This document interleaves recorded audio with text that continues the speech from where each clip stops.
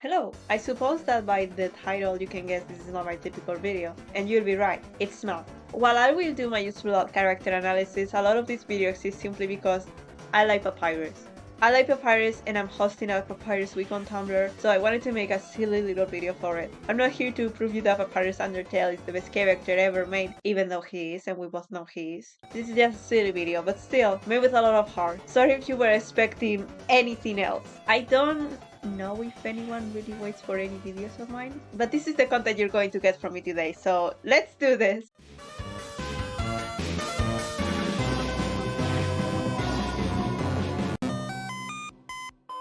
Papyrus is one of the well-recognized skeletons from Undertale, but not as popular as his brother, both in-game and in real life. Papyrus is a great character, and the title of this video says he's the best one of all time, so you know it must be true. But what makes him so great? Why am I so obsessed with this character? I know you didn't ask these questions, but I will answer anyway. Number 1, he's funny. Papyrus is the funniest character in the game, and if you think otherwise, you're wrong. From the moment he shows up to his last line of the game, Papyrus always has the best lines and the best moments. The puzzles, the spinning, the phone calls, the window scene. We all love that one, don't we? I don't really like dialogues that aren't talked about that much, like when you call him in Waterfall to ask for help, and he's not sure what to tell you, and he tells you to eat the mushrooms, and then you call him again, and he tells you to eat the lamb. Or when you call him when he's in front of Undyne's house, and he repeats the same dialogue twice, but in the second one his sprite changes, and he looks annoyed at you. He also has a really tall sink. It's so funny. If you don't think he's funny, you don't have any sense of humor. Number 2, he's cool. Papyrus tries really hard to seem like a cool guy so that people will like him. But we're kidding ourselves if we pretend that he isn't the coolest guy ever. Look at his cool outfit. Look at his cool sunglasses. Look at his bottle! Papyrus is just also a very mysterious character, and that just adds a lot to his coolness. We all know Sans can be a very complex character, and there's a lot that we don't know about him, and that makes him really interesting. But Papyrus is the same. We don't know that much about his past. It's implied that he also has Gaster blasters, which, speaking of, he's very likely related to the most mysterious character, Dr. Gaster. I don't know how to say the wow. Really good English. Papyrus also walks on air. What? Overall, we will never be as cool as he is. And he's probably the knight. Number 3, his theme song is the best song of the game. It's not Megalovania, it's not Hopes and Dreams, well maybe it is. The best song in Undertale is Von Trussell. I don't know if that's how you pronounce it.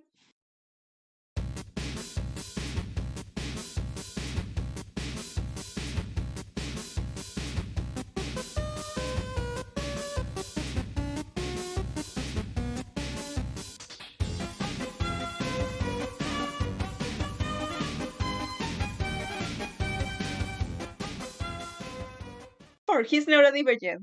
While most likely not intended, Papyrus feels incredibly neurodivergent. He's very autistic coded, maybe he has ADHD as well, and probably many other things. Overall, he's an incredibly relatable neurodivergent character, and not just for me, but for many people. He likes routines. He does things that could be considered weird by others, like wearing a costume every day of his life. He can be very socially clumsy. He has a hard time making friends. He doesn't like sleeping because it stresses him out to waste time, among many other things.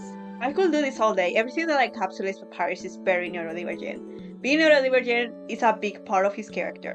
It's one of the biggest reasons why he's considered weird by other people and why he struggles to make friends, even if he tries really hard. It's also one of the reasons why Papyrus, even though he wants to be loved by millions, worries that people might not like him for who he truly is. That's how masking feels like. Papyrus' loneliness is something that hits really close home, and to see him make friends and be loved and accepted by his family and by the friends he makes along the way means a lot to me. It especially means a lot to me because Papyrus is an adult character. I feel like stories about struggling to make friends are usually always about characters that are children, and that's alright, but it's important to have those storylines with adult characters, especially with neurodivergent characters, like Papyrus. He will always be really important for me for this reason. Number 5. He's the kindest person to ever exist. Papyrus is no hyperbole whatsoever, one of the kindest characters I have seen in fiction. Papyrus thinks everybody around him is amazing. He thinks that even people that aren't that great have the potential to be amazing. Everyone can be a good person if they just try. You, the player, could be a horrible person, and Papyrus might not even like you that much in this round, But he still thinks you deserve a chance to do better, and he will be the one to help you do better if no one else will.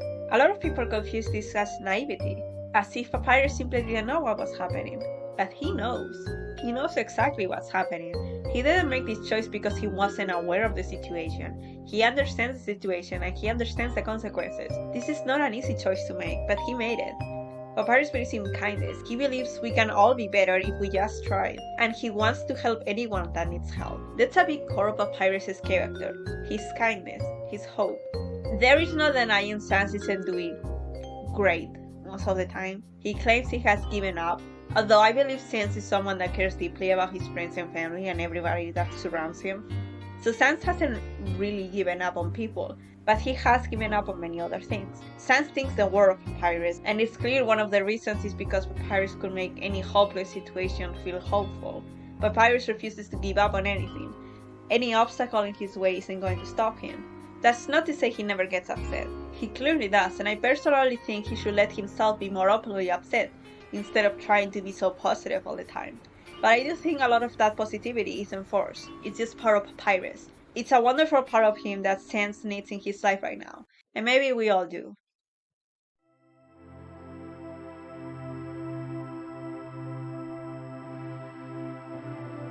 Nothing makes me cry harder than stories about choosing kindness, choosing hope, no matter how cruel and hopeless the world might seem.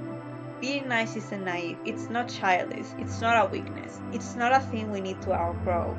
Papyrus is one of the characters that always reminds me of this very crucial message. Many times I think about how he will face an issue and I feel a little less hopeless.